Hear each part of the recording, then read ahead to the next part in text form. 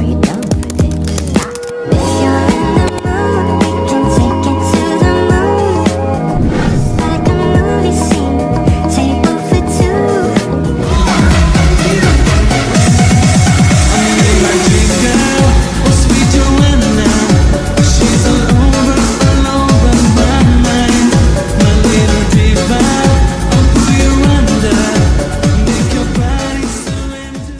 Over SEM. A scanning electron microscope, SEM uses a focus beam of an electron to scan the surface of a sample.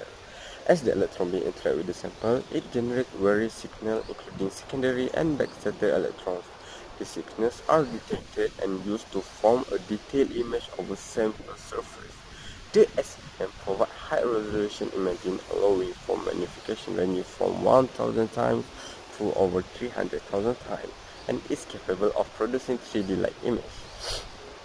The microscope is particularly useful for studying the surface, topography, and composition of the materials, and it can also perform chemical analysis using techniques like energy dispersive X-ray spectroscopy, or we can say EDS.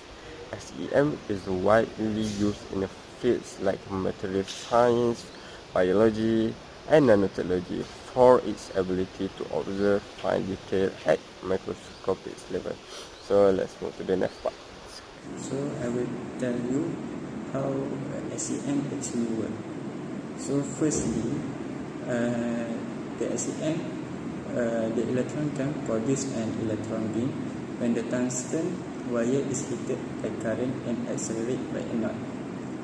Secondly, the beam travels in the vacuum column through electromagnetic field and lens, which focus the beam down to the sample. So thirdly, a mechanism of deflection coil able to guide the beam so that it scans the surface of the sample in a raster pattern. Okay. After that, when the incident beam touch the surface of the sample and produce a signal. So there is 5 signals that can SEM produce. Firstly, secondary electrons, is SE, ergo electrons, backscatter electrons, BSE, characteristic X-rays, and lastly, missing. So for the step 5, the emitted signals are trapped by electrical detectors. It converts into the digital image and display on a screen as a digital image.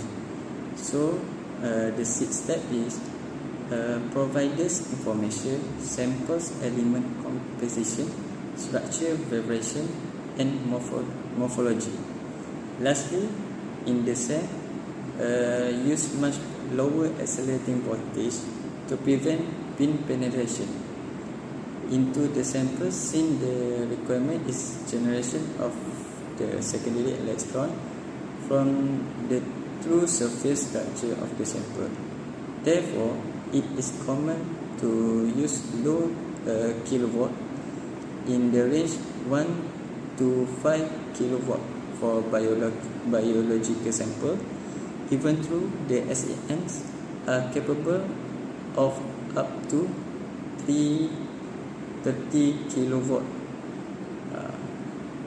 This information is I get from the Canon 2018.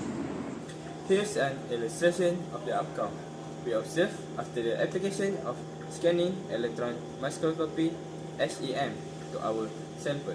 For purpose of our project, we used 2 distinct samples of stainless steel, one that had undergone heat treatment and one that had not been heat treated.